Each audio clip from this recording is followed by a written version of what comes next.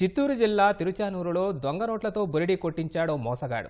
గుంటూరు జిల్లా పేరేచెర్లకు చెందిన వ్యక్తి ఫేక్ కరెన్సీ ఇచ్చి ప్లేటు ఫిరాయించాడు.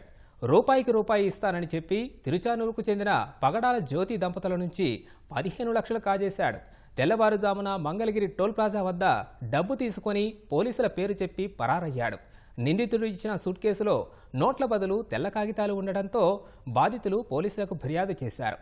ఘటనలో ఒక నిందితుడిని అదుపులోకి తీసుకున్నట్లు సిఐ శ్రీనివాసరావు తెలిపారు.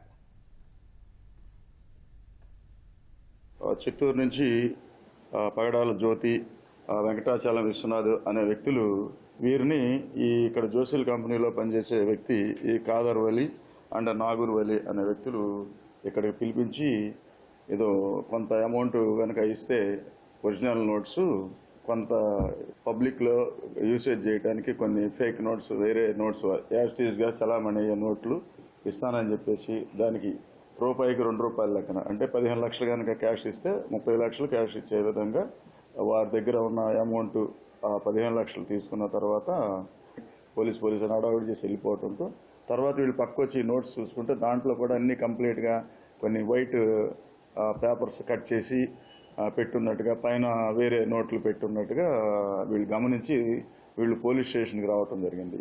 వచ్చేసి మనకి మధ్యలో ఒక మీడియేటర్షిప్, ఇంకొక లేడీ ఒక 50 years లేడీ మీడియేటర్షిప్ చేసి వాళ్ళని ఇక్కడికి పిలిపించినట్టుగా తెలుస్తూ ఉంది.